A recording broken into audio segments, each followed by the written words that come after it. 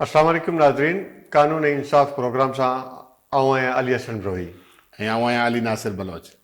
साईं, तव्हां ॿुधो हूंदो त फवाद चौधरी साहब खे अरेस्ट कयूं, पोइ उन खां पोइ हाई कोर्ट जो ऑर्डर आयो त हिनखे 1:30 बजे पेश कयो त उहो कोन पेश थी सघिया। उन खां पोइ चयूं 6 बजे पेश कजो त उहो बि कोन थी सघियो। Finally he landed in Islamabad, ऐं इस्लामाबाद में हुनजो जेको आहे ॾिनो वियो रिमांड। इन बारे में तव्हांजी कहिड़ी राय आहे? हाणे बुरे साहिबु इन मसइले खे ॾिसूं था हिन तरीक़े सां त पहिरीं ॻाल्हि त फवाद चौधरी जी रुॻो ॻाल्हि न आहे।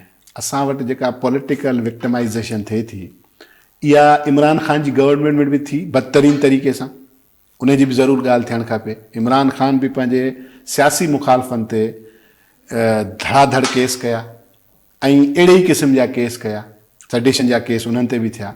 ऐं हाणे वरी जंहिंमहिल इमरान ख़ान जी गवर्नमेंट पार्टी पावर में न आहे त वरी PDM जी गवर्नमेंट वरी साॻियो उहो कमु उहे बि कनि था।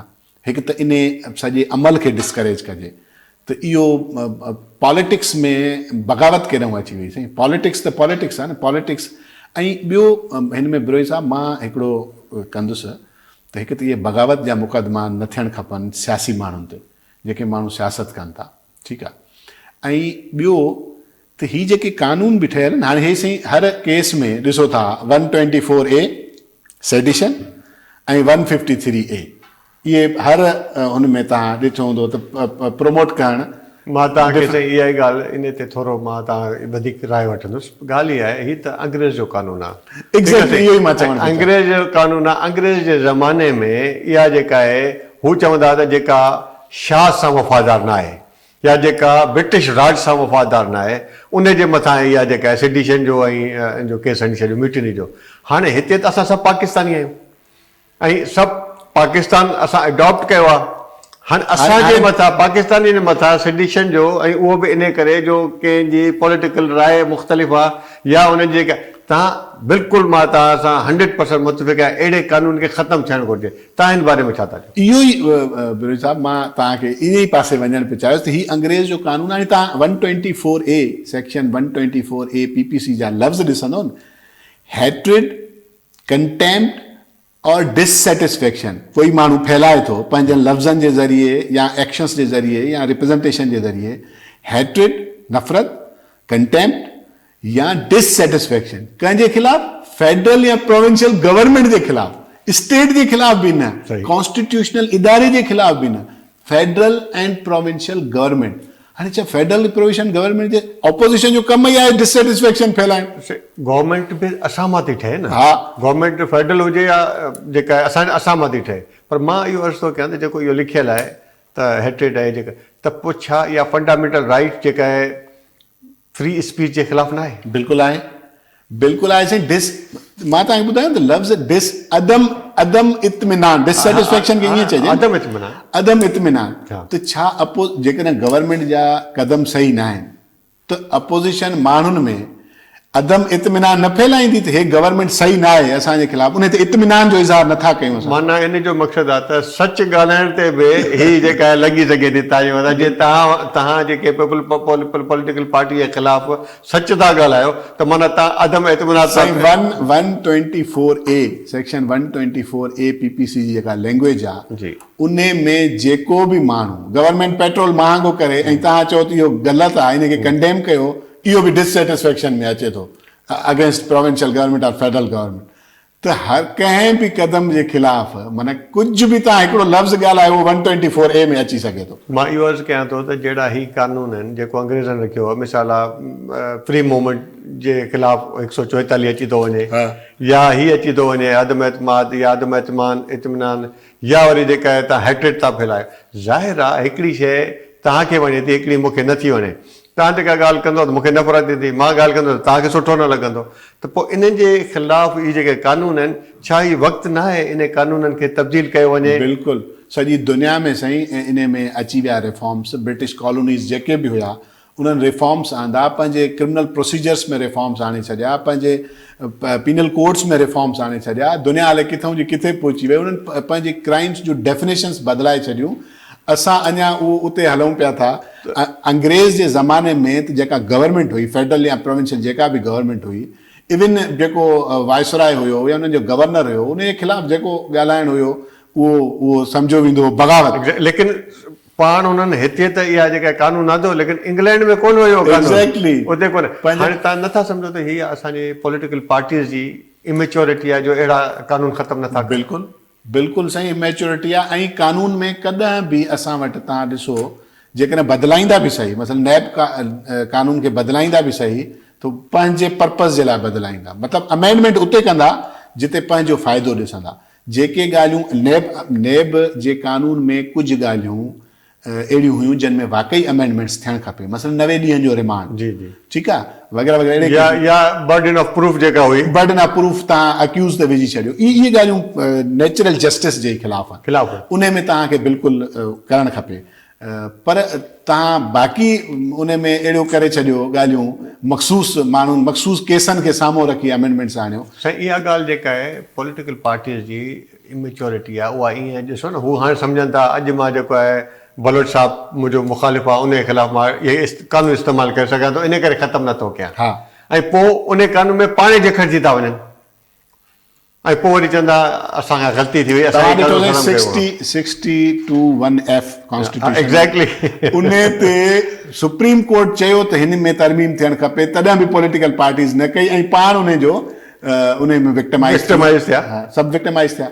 त इहो सही था चओ तव्हां, त हो इहो सोचनि था त ॿिए खे विक्टिमाइज़ करिणो आहे, पोइ विधी पोइ टाइम ख़तमु करे वञे, वरी पंहिंजी गीची में उहा साॻी शइ पंहिंजी गीची में थी अचे। बिल्कुलु।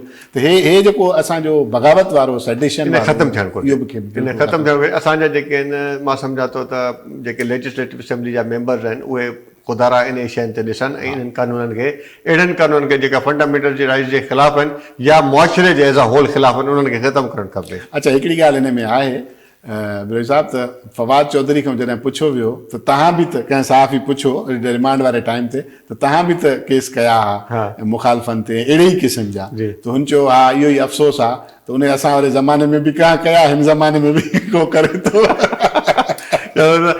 फाइनली उन्हनि एक्सेप्ट कयो, रियलाइज़ कयो त असांखां ग़लतियूं थियूं आहिनि।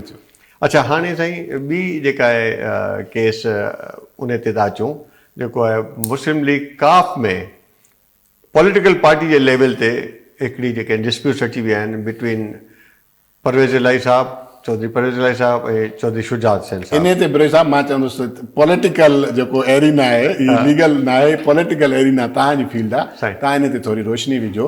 त परवेज़ इलाही साहब अलॻि थी बीह रहिया आहिनि, ऐं अलॻि त काफ़ी टाइम खां थी विया आहिनि, जॾहिं खां vote of no confidence Imran Khan जे ख़िलाफ़ु आयो, तॾहिं खां धड़ाबंदी त काफ लीग में थी वई, पर हाणे परवेज़ इलाही साहब शायदि काफ लीग खे ज़म करणु थो चाहे पीटीआई में, ऐं चौधरी शुजात साहब नथो चाहे।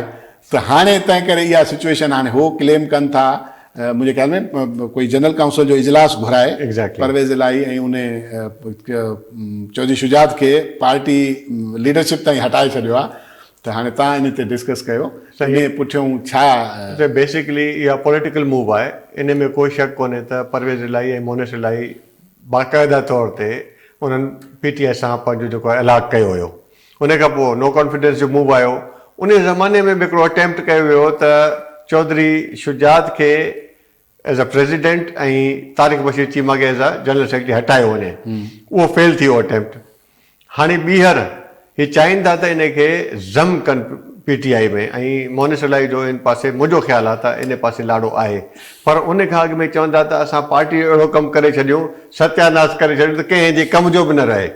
इन करे बेसिकली चौधरी वजाद साहब जेको आहे उहो चौधरी शुजात जो भाउ आहे, उन ते 2 ॾींहं अॻु में ATC जो केस कयो वियो, उहो जेको फ़ोन ते कॉल पकड़ियो त उहो केस थी वियो आहे चौधरी वजाद साहब ते, जेको चौधरी शुजात जो भाउ आहे, ऐं चौधरी मूसा इलाही जेको पुटु आहे परवेज़ इलाही साहब जो, इन्हनि ॿिन्हिनि ते केस कयो वियो।